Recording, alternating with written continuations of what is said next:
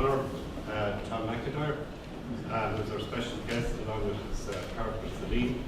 I'm going to ask the one person, I suppose, in Cavan County Council and our administration side that knows Tom better than any of us and can speak more highly of his contribution than any of us also would be our arts officer, Catriona. So, Colin, please. Thanks very much, Joe, and I'm going to come out to the light. You're all very welcome here this evening. On Cathaoirleach Sean McKiernan, Cathaoirleach, agus a Cardian, Tá Fáilte, Bulair a Nut, agus Cébín a Fáilte Tom. Tá Ahas an Down Orm, Wilcu an Shaw a Nut, agus Celine. Tom MacIntyre is a son of Cavan and Bailieborough specifically. He is an artist of fearless integrity. It takes such a person to leave a comfortable job and what might be considered a charmed life, and take the path down dangerous alleyways, that of an artist and a writer. MacIntyre said once that the writer is condemned to tell stories. Well, Tom MacIntyre must be suffering a glorious, prolific and prolonged crucifixion. Indulge me while I read a list of his plays for stage. I Winker, Tom Tinker, 1972. Jack Be Nimble, 1976. The Bearded Lady, 1984. Rise Up Lovely Sweeney, 1985. Dance for Your Daddy, 1987. Snow White, 1988.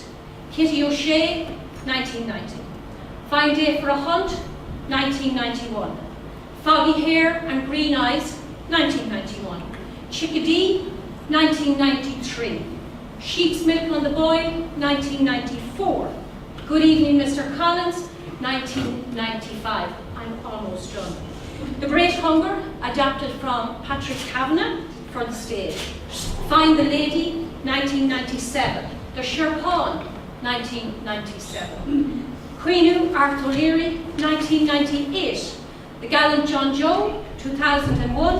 What Happened to Bridgie Cleary, 2005. Only an Apple, 2009. Now, one of our guest speakers, John Bruton, will be able to tell you much better than I can how important numbers are at the moment. But that's 19 plays for the stage. He has written novels, poetry, many collections of short stories, and a work of non-fiction. Marina Carr, the respected playwright, considers Tom MacIntyre to be a shaman, a magic maker. Of his own work, Tom admits, I think exciting writing requires glass from the unconscious. Tom MacIntyre is probably the most frightening Irish playwright. He is obsessed with words, yet frequently his work is driven by the visual, the striking image that speaks not only to our hearts, but to our souls. In the 1970s and the 1980s, Tom MacIntyre, collaborating with Patrick Mason and Tom Hickey, dominated Irish theatre. Nuala Ní Dhomhnaill, the Irish poet, said that women in MacIntyre's plays are beautiful, misshapen, and change-ridden. I think we could apply that to all his writing in the way that it dazzles us, it spins us, and it leaves us light-headed. This is not to suggest that his work is inaccessible or highfalutin, quite the opposite. Mark Lawler is a friend of Tom MacIntyre's and a native of this county, and he now lives in Sheffield. And he told me that he attends an Irish language class, and in that class they read the poetry of Tom MacIntyre. They read it so they can hear the sense and the beauty in the Irish language. Tom MacIntyre, Mark Lawler is the only Irish-born person in that class. Cavan is in the process of branding or rebranding itself. It has been suggested that the best place to start in this branding is with the writers. Where better than to start with Tom, who has such respect for landscape and for place. In an interview, he once said, "The lakes of Cavan are haunted, perpetually haunted. What better boast for any county that wants to sell itself than it's the most haunted county in Ireland." John McAvoy from Crono and Bord Gosh Bookshop of the Year has studied comprehensively the work of Tom MacIntyre. He commented that the most striking thing about him is that he writes so well in many different mediums.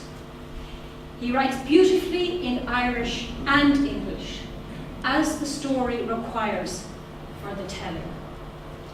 He writes from an Irish sensibility, but with a European mind. Maybe we all need to study Tom MacIntyre a little bit more closely.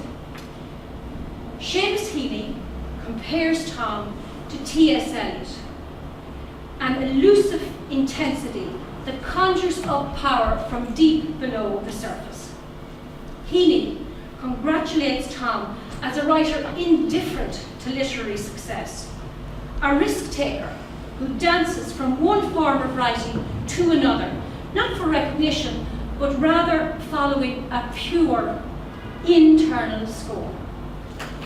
Celine McAdam, who knows Tom probably better than a lot of people in this room, said that for Tom, everything is about work. All the waking hours and all the dreaming time are distilled into the writing of Tom MacIntyre. In the footsteps of Belvoir Development Association, and I see some of them here this evening, we appreciate you coming, and the Abbey Theatre, Cavan County Council would like to compliment and to thank you, Tom, for your tremendous contribution to the arts. Thank you very much.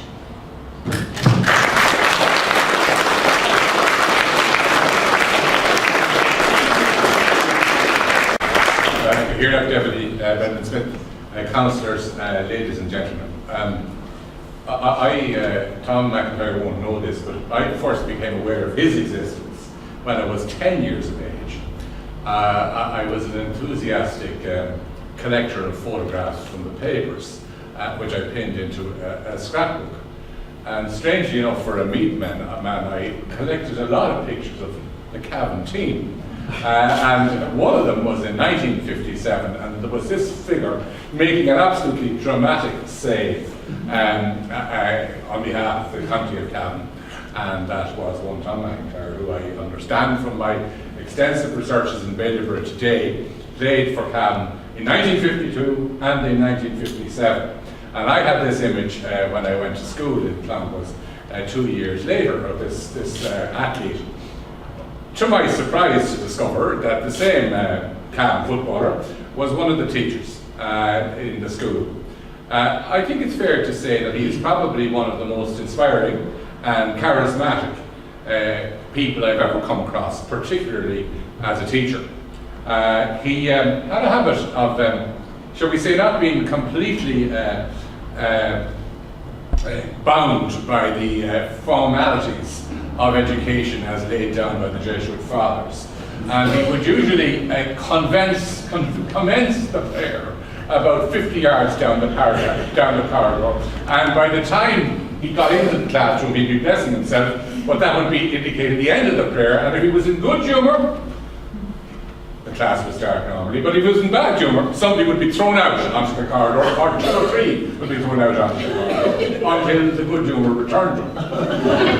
But in fact, I think if you read, Tom MacIntyre not only is a great writer himself, a great artist, but also inspired others. I'm aware of one of the people I know particularly well, Micheál Shield, who has acknowledged particularly a special debt to Tom MacIntyre for the fact that he has become, like Tom, a very, very successful poet. And I think you need somebody to explain poetry to you.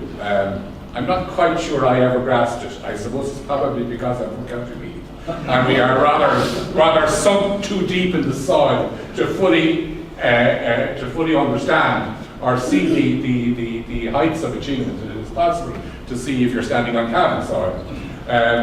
But I think, in fairness, I came to have an appreciation of the arts that I would not have had.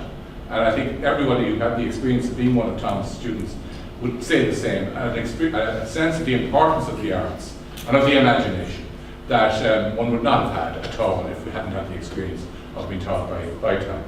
Of course, he was writing about things, this was the 1960s. I remember stories, Halloween, I think was the name of it, or something like that. He was dealing with subjects which, of course, as we know, hadn't really been invented until the 1960s, like sex. These were among subjects that were treated in his writings. And that, of course, was particularly inspiring for students in their 16 and 17 year of age. The next time I met Tom, actually, I was travelling, I don't know why, between Virginie and Brayley, and I saw this figure on the road who looked faintly familiar, but I wasn't quite sure. And I stopped anyway, and I discovered it was my old teacher, and I was happy to be able to bring him the rest of the journey home to Brayley.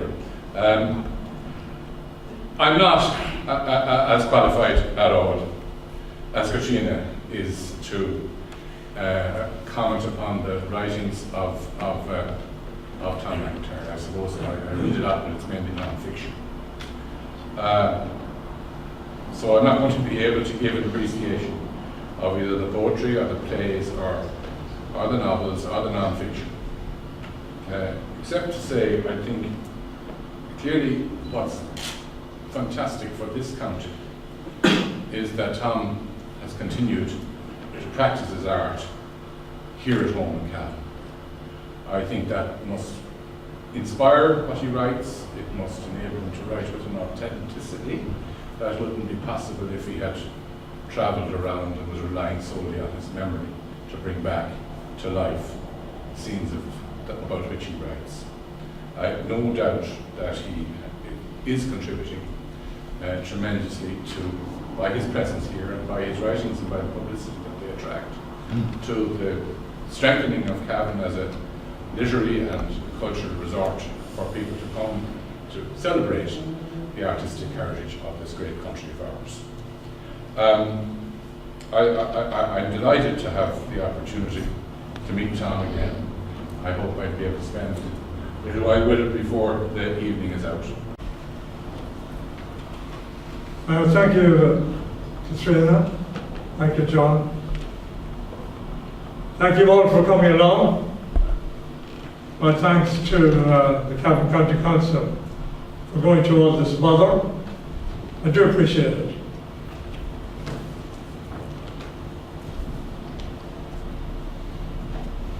I won't delay you unduly. 10 or 15 minutes.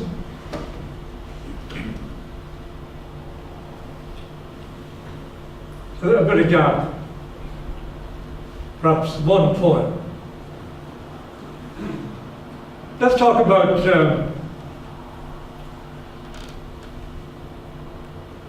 becoming a writer, seeking to become an artist.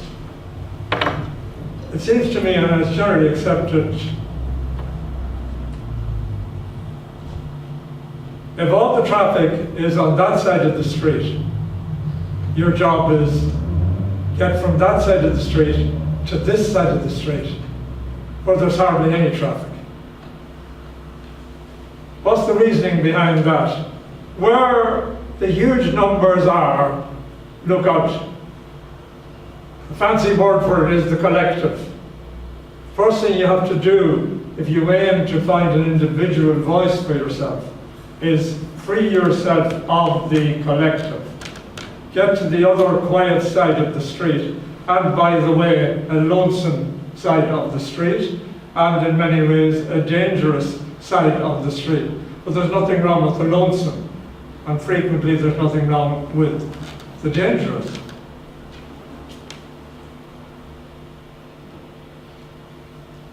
You set up, you do that, and it's a sine qua non, it's what you must do.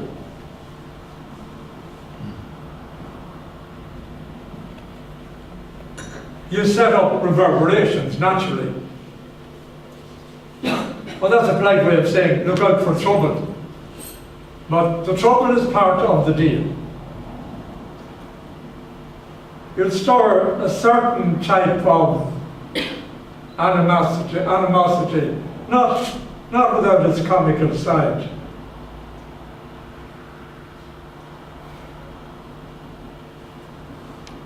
I spent a lot of time in the last 20 years near the town of Varginy, as the old people used to call it. And living between Varginy and Mulla, beautiful countryside. And a lot of family connections in that area.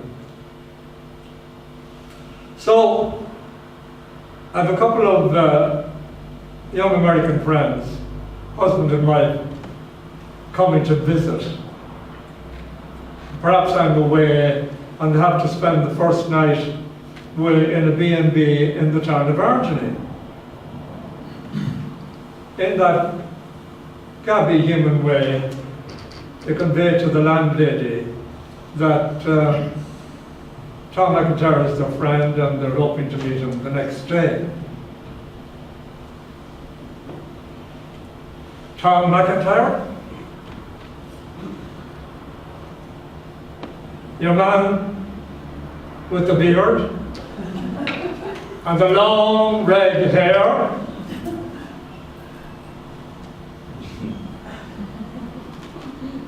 Too much brains. What's he supposed to do with them? Wrap them round his head? That's using the language, by the way. You couldn't but rejoice in her eloquence. But in that terrain of exciting, I think, appropriate suspicions in the locals, in the general population, my best story relates to my innocent meander along the main street in Varginy. Oh, one morning doing my shopping 20 years ago, and an elderly woman, reputably dressed, from the other side of the street. I can see her coming to an abrupt halt, and she screeches across the main street of Varginy, "You reprobate!"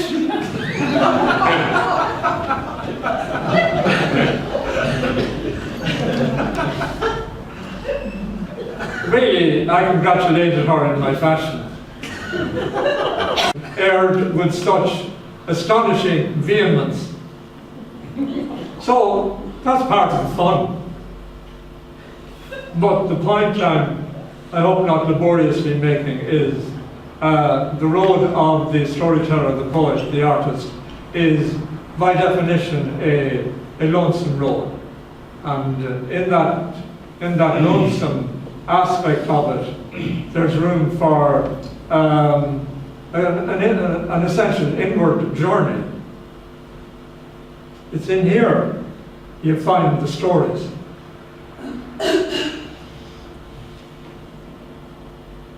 On this subject of the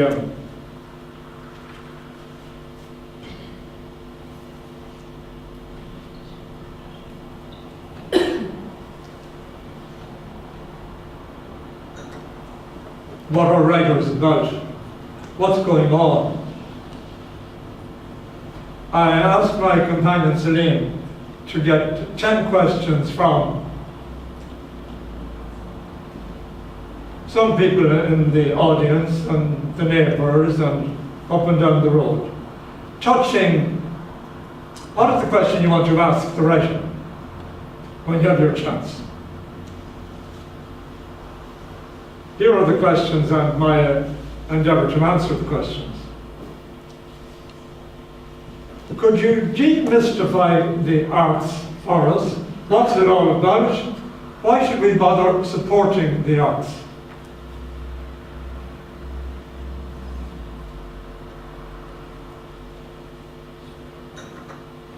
Well, you'll get a variety of answers to that question. In a way, the answers could be divided into the secular and the sacral.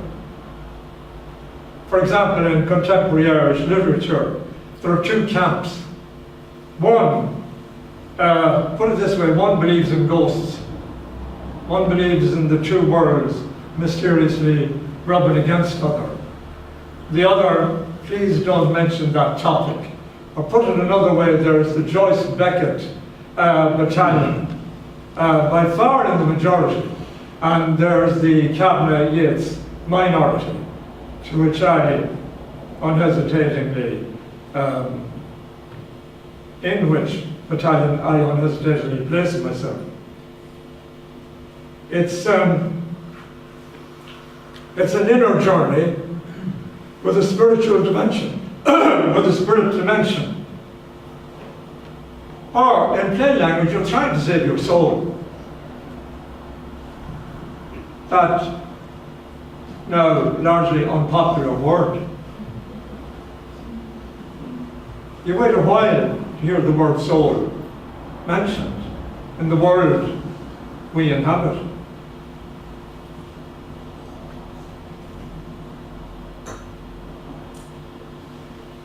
And not to sound too aggressively pious, I think it's the first word on in any dictionary. But if you're an artist, it's a key word. It's a spiritual journey, an interior journey. With what intent? Here's the old-fashioned phrase, saving your soul. Why did you become a writer? What sort of writer are you? I'm trying to say, I didn't choose to be a writer. I became aware of the writer as a child. Of the writer in here, how, you know, the way a kid will reveal passion for words, for making up stories, whatever, that kind of thing. So everyone said, and this is greatly to the credit of the literary tradition around Ballybor and East Cavan and Cavan, everyone said that child has to be a writer. That could be said in a bigoted small town in East Cavan in the dreadful desert of the 1930s, 40s. It's greatly to Ballybur's credit, it seems to me. But think of the impact of that statement on the 10-year-old child. Suddenly not one, but, not suddenly, gradually, not one, but a succession of people said, that child has to be a writer. That child has to be a writer. And you know in your roots this to be true. What sort of writer are you? The word that comes to my mind is truthful. I hope, I pray. But if I'm not that, I should be at home minding the tongs from the fire. That's for sure.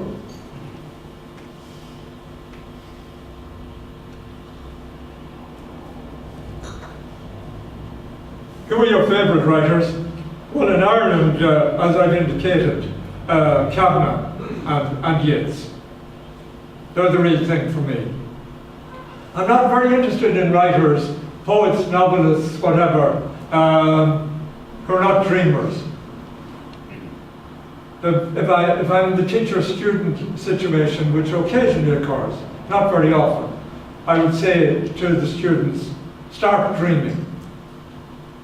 And if you say that to a student, you have to add, and learn the language of dreams, and trust your dreams. And that's at the heart of the writer in me. I would say it's the heart of Cavan, and for sure, the heart of Willie Yeats. So we're talking about self-knowledge. Because you can't write magically of the world out there if you haven't explored daringly the world in here. Which I fancy is the most dangerous trip. I say again I was in Trinity College inside the last 6 months talking to some students. Said what you must do is introvert, go in and find out what's happening inside. Find out what your gift is, what your road is, what your fears are. I could feel that advice hopping back off those 18, 19-year-olds. Too busy with other things. It's a big decision to agree to an inward journey. And the inward journey is crucial for the storyteller, the poet, the playwright, the artist. What inspires you?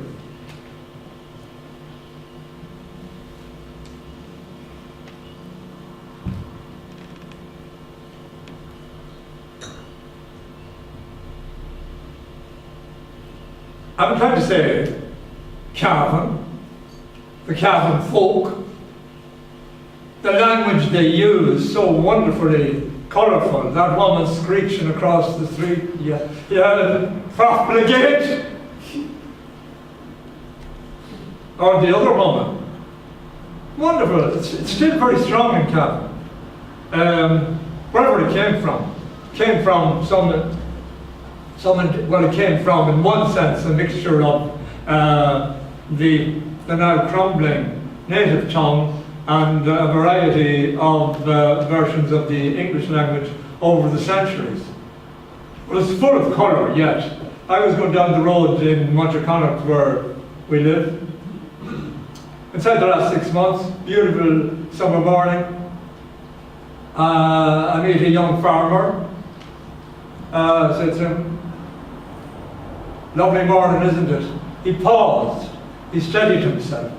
He said, "You know, it's a holy terror." It was, I swear to God, 10, 20, 30 years since I'd heard that phrase on the lips of the people. But it rose the hair on my head, I can tell you. And he had total command of it.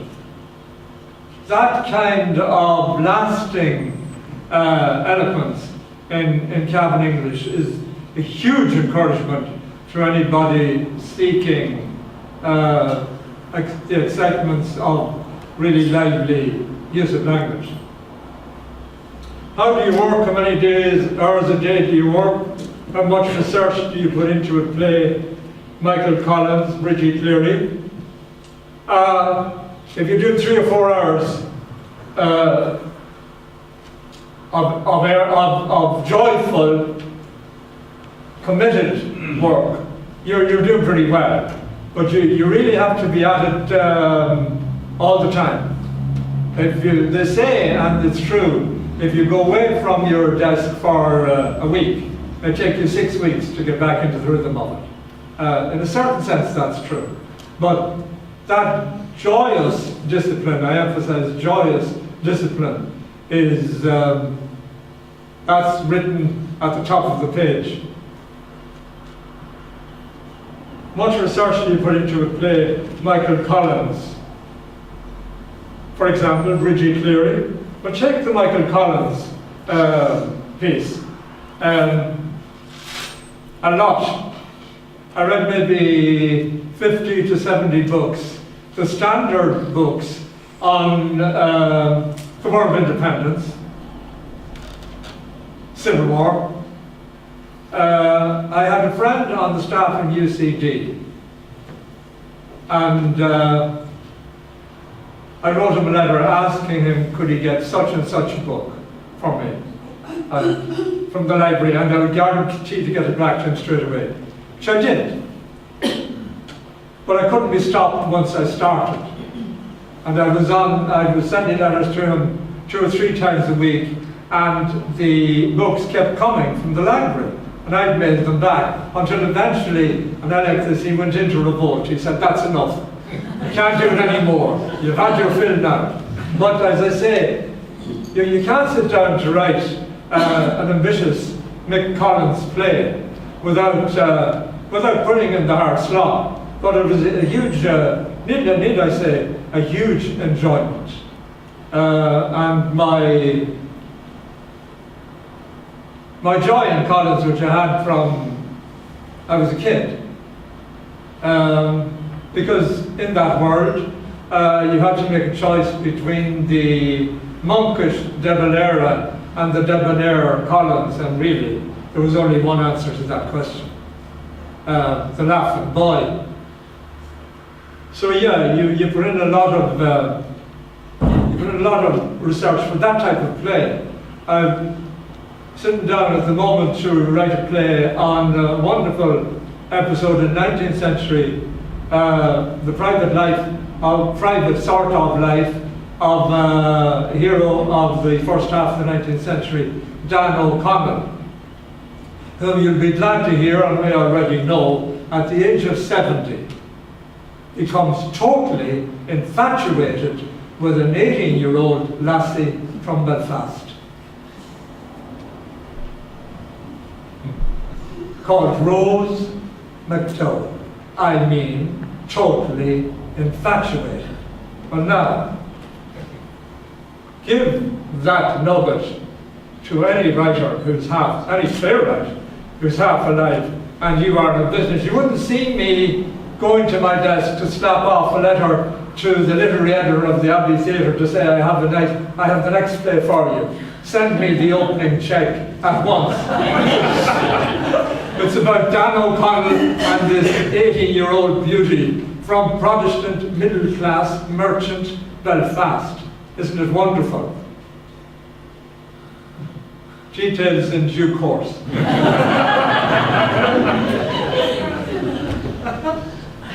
You write poems, stories, and plays. Why? How?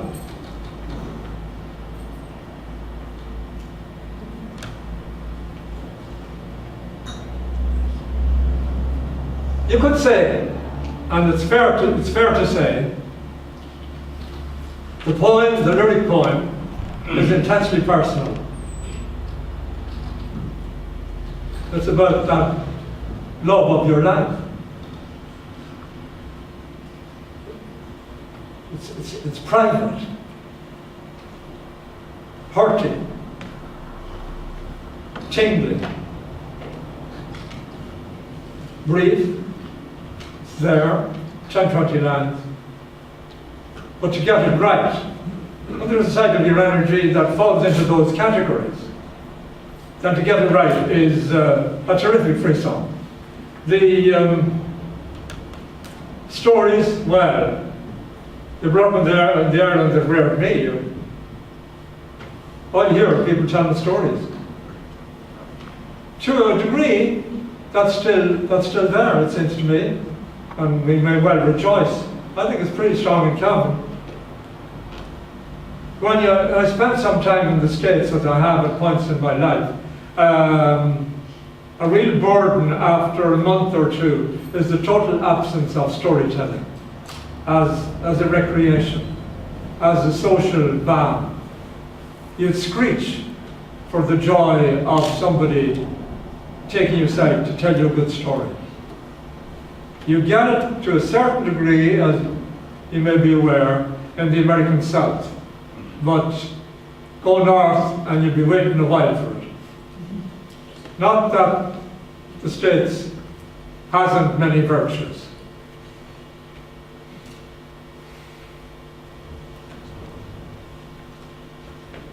You write poems, stories, and plays. Why? How? How? Well,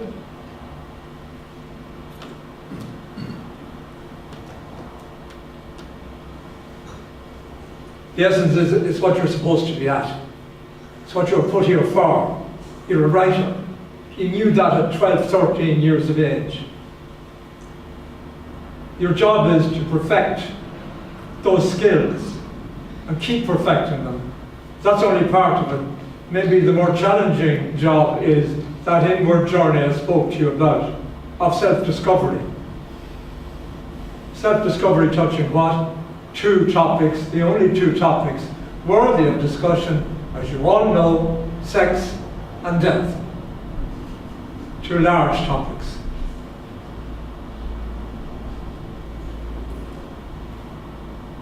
How do you keep your work fresh and alive? That's a very good question. Discipline, I'm afraid, is the word. If your joy is to be finishing the lyric poem tomorrow morning, if your joy is to be writing the next scene of Dan O'Connell and the beautiful 18-year-old from Belfast tomorrow, then you better be in shape at 7 in the morning to go to your desk and put in 3 or 4 hours of utterly committed exploration of the theme. So you're talking about discipline there. I suppose you also keep it fresh and alive by self-belief, or to use an old-fashioned phrase that I may have used already since I started talking to you. You're trying to save your soul. What does Cavan mean to you and your work? A great deal. Sometimes I find myself before a class of school children. In a Cavan school, they're 12, 13-year-olds. Put this question to them. How do you account for the encouraging number of writers you get from Cavan and Monaghan? You rhyme them off. Instantly a hand goes up. Yes? Please sir. Please sir, all the lakes is haunted. Oh, what a wonderful answer. It would take a child to come up with it. All the lakes, of course they're haunted. A wonderful woman, Maura McNeil. She was the daughter of the man who sent the telegram that almost stopped the rising. Owen McNeil. She wrote a wonderful book which is in all the libraries. It's called the Festival of Lunacy. It's a study of Bilberry Sunday and all the associated folklore. In that book, she speaks of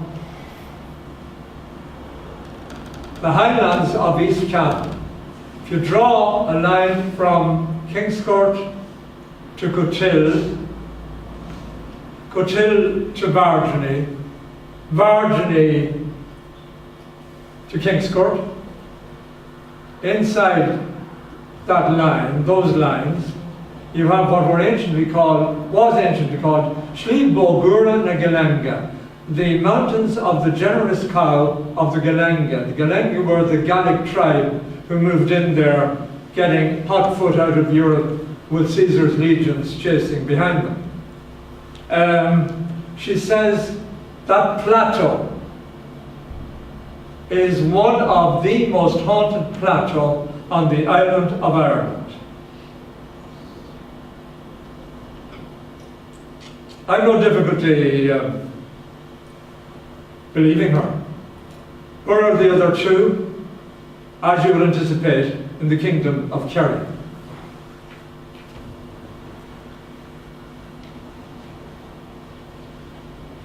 That keeps my work fresh and alive. That's a real part of what Cavan means to me. The curious lastingness of the crumbling English language up and down the roads and lanes of Cavan, yet, and on which I was reared. That's a huge help, mighty encouragement. But the real encouragement is something else. I was in a school in Ballyduff one day, talking to 12-year-olds, maybe 20 years ago. about writing. I'll tell you one thing about writing. You needn't try even think of writing unless it was 2 minutes to 3 o'clock. They were ready to go, but they showed no interest in going. They wanted to hear. They wanted to hear. You needn't think of writing unless you're in love.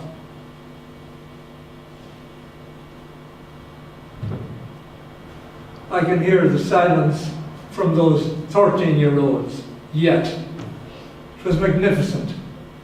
Somehow or other, they knew the thrilling truth of that.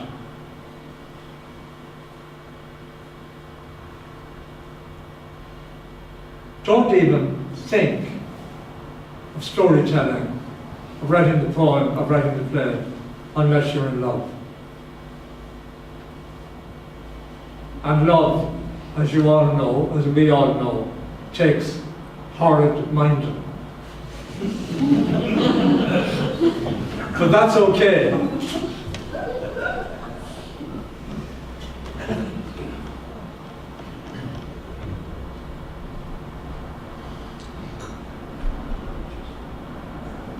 What was it like to play in goal? For Cavan, as some of you may know, in the long ago, and without distinction, by the way. I'll tell you my best football story. It is to do with club football rather than the county. Vailborough had a star team in the early to mid-50s. Won a couple of championships.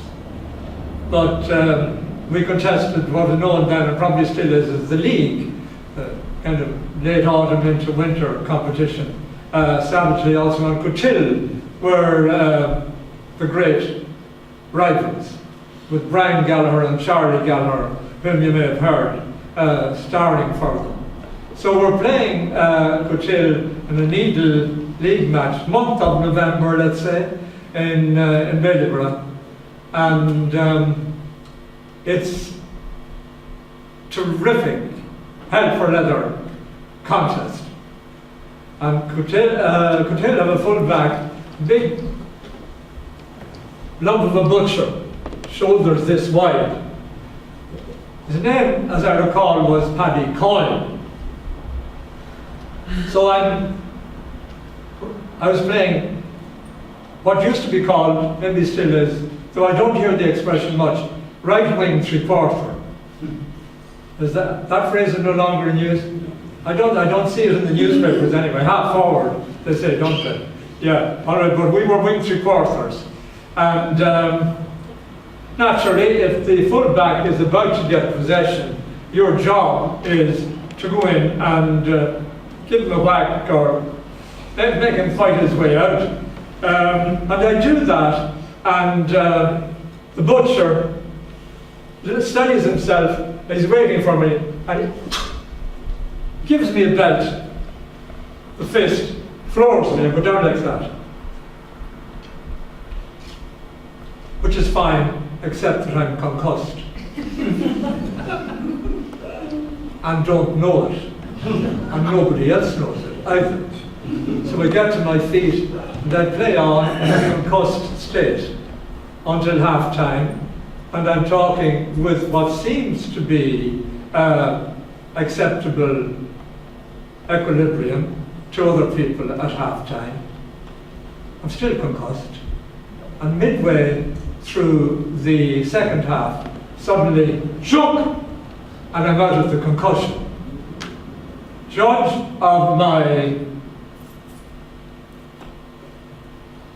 fascination, I guess may be the word, when everybody informs me that from the moment I got the belt from the butcher, which concussed me, till the moment I came out of the concussion, that's 15 minutes of the first half and first 15 minutes of the second half, I played like a man inspired.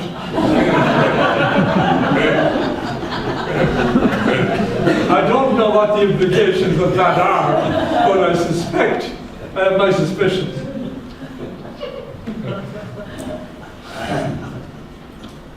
really, I would say, given my background, participation in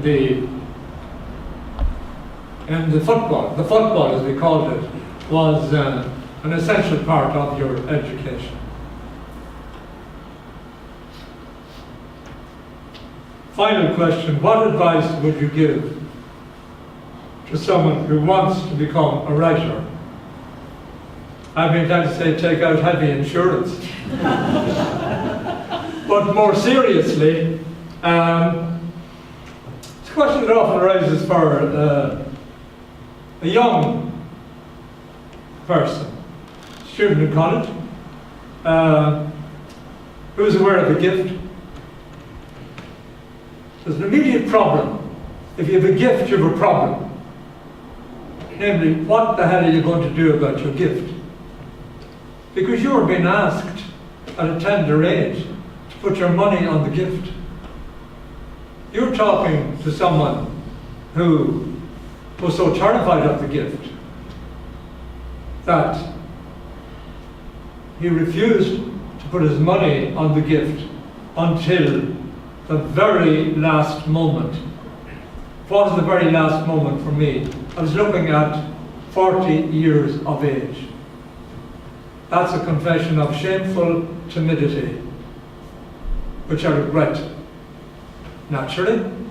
But there's a great phrase in all the good books, dread Jesus passing and not returning. That's a wonderful moment. That'll raise the hair on your head all right. But coming back to the matter of the gift, it's great to have the gift. But look out.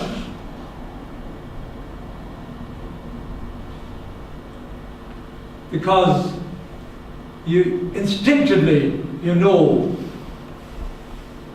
the ferocious challenge of it. You know that instinctively, that it's not kidding. Economics touch it, but only on the fringe. So you're willing to starve. In a way, that's got nothing to do with it. It's putting your money on your gift. At 18, 19, at 30, at 40. If you don't do it then, the moment is gone. I found that an exciting moment, crucifying moment. And finally, a release moment. So what advice would you give to someone who wants to become a writer? Say your prayers. Keep saying them. The beautiful poem is a prayer. It's a point I want to make strongly. The beautiful play is a prayer. The beautiful story is a prayer. That's the point of the expedition. Thank you very much for your close attention.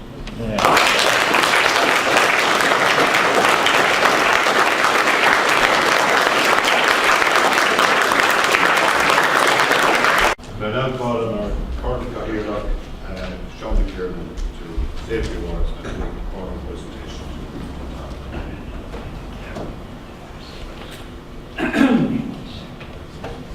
Well, anyway, you know you're on the way out and people start addressing you as the current Cathaoirleach.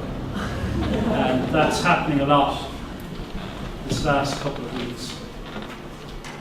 Well, anyway, if you are on your way out, I think you should go out with some style and by making a fairly big statement.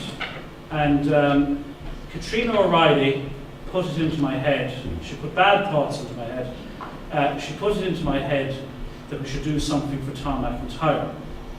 And she rightly noted that the National Theatre, the Abbey Theatre, had so honoured him recently, that my own community in Bailieborough, led by a committee chaired by Dr. Fergus Cronin, under the auspices of Bailieborough 400, chaired by Paddy Reynolds, my neighbour on Virginia Road, which will get a little bit more mention shortly.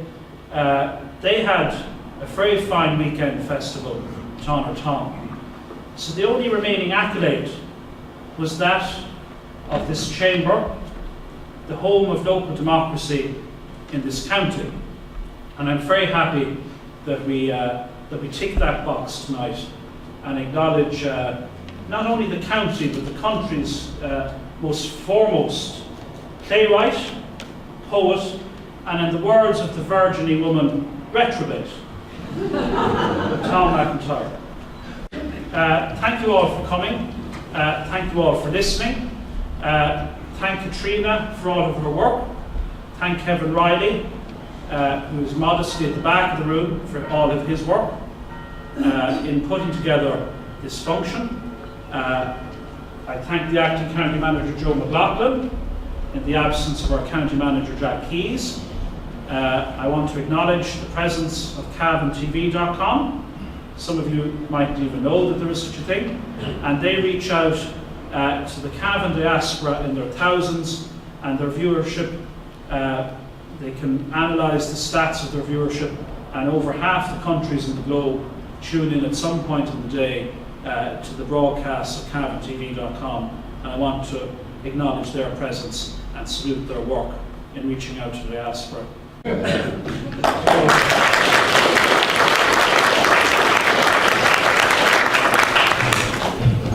Well, been brought up in Edinburgh a long time ago. We're talking the 1930s, which sounds like several centuries ago. There was a black and there was a white. The black was, it was savagely divided along sectarian lines. Happily, that's no longer the case. That was no help. That was a recipe for asphyxiation on the young and the old. The other side of it, and it had happily the other side, was had to do with talk and storytelling and constant delight in what my father used to call characters. I asked him once, what's a character? He said, a character is somebody that is something special. So the confused sectarian society somehow or other left room for that bit of magic and related bits of magic that had to do with the literary tradition, really, because we all knew about Cathal McGill O'Gunna, and we all knew that Dean Swift had spent time 5 miles out the road going towards Virginie and had revised Gulliver's Travels there, and that the Swift tradition was tremendously strong in the area. So between jigs and reels, there were heavy clouds in the sky. Remember, this was Hitler's Ireland, Salazar's Ireland, De Valera's Ireland, when a lot of the time you had to get signed permission to open your mouth, and where women were crowded into a corner and told to shut up. Women were in purdah, and we were assured as male children have nothing ever to do with the female. So, as you can imagine, you spent half a lifetime getting rid of that baggage. Yeah? But as I said before, there was a positive side to it, which really, if you examine it closely, is more to do with the impact on the surround of the hills, of the bogs, of the folklore, of the remnants of the tradition and music. They were the softening influences, and the eternal delight in quick turns of phrase in a language that really, I have to say, maybe daringly, was the makings of me. Okay, so Tom MacIntyre, thank you very much. Pleasure. Catriona, you're the Arts Officer with Cavan County Council. This must be a very proud moment for you. It's a great occasion. Tom MacIntyre is a fantastic writer. He's made a huge contribution to the arts in Cavan, to the arts in Ireland. He is a European voice. So it's fantastic that Cavan County Council are honouring him this evening with a chairman's reception, and we are delighted that this event is happening, and we're pleased that Tom was interested in being involved in it. You must be also very pleased with the Cavan Arts in the fact that the Begrudgers have won through to the final, and you've supported that, and there are quite a number of other projects that have received quite an amount of national acclaim, so you must be very proud also of that. Well, I mean, I think the Begrudgers is an amazing phenomenon, if you like. Philip Doherty has a very unique voice. He has a very particular perspective. I'd be inclined to say he has a very Cavan perspective. He's quite outrageous in a lot of his work. I think the Begrudgers shows that. I'm delighted it won. I think it's a very deserving winner. I thought the episodes were fantastic. I know Finn Keenan is a very talented young man as well. So the combination of Finn and Philip, and of course the wonderful people that they had supporting them, the actors. I mean, there's too many in the show to mention, and it became a cast of thousands as the episodes went on. So I mean, we're delighted. What can I say? Well done to Philip, well done to Finn, and well done to all the Begrudgers. Up the Begrudgers. Now we hear in the newspapers and the media about the cuts to arts, so this must be affecting you and trying to promote arts within the county? Well, I don't know if you heard the debate recently on RT on what is the value of the arts. I mean, I think it's a rather futile debate. We heard Tom MacIntyre this evening talking about the soul. We have for too long talked about Ireland as an economy. Surely we're more than just an economy. Surely we're a people. And for a people to flourish and for people to be healthy, then we need the arts. I mean, it's very difficult to say, well, does the child need an operation or do we need the play to go on? Of course the child needs an operation. But actually you can't have one without the other. So I find that whole debate about arts and funding and health, I find it really exhausting. For a long time in Cavan we have been underdogs in the funding sense. We have been supported by the Arts Council. We are thankful of that. We continue to need the support of the Arts Council for all the emerging artists, all the artists like Philip Doherty and Finn Keenan and all the people, too numerous to mention here. They need the little bit of seed funding that we can assist them with, and hopefully we'll continue to get some level of funding for the arts in Cavan. We'll surely try. Now, it's a wide known fact that a smile, you use more muscles than a frown, so through your work in the arts you've brought a lot of muscle movement to all the people of County Cavan. I'm not sure what that means, really. I'm not too sure about muscle movement, but if I can mention Beckett, Samuel Beckett, there was a play on the other evening, the Hacklers play on Samuel Beckett. Endgame was on at the weekend. It was fantastic. Not many people would associate Beckett with being light and humorous, and I have to say I thought the whole Hacklers team got the absolute essence of Beckett, and we were laughing. We were all laughing in the audience. Indeed, we were sometimes laughing at different things, but sure, maybe that's a good thing. But yes, I guess we better continue to try and smile anyway. Catriona from the Council Chamber and a tribute to Tom MacIntyre, thank you very much.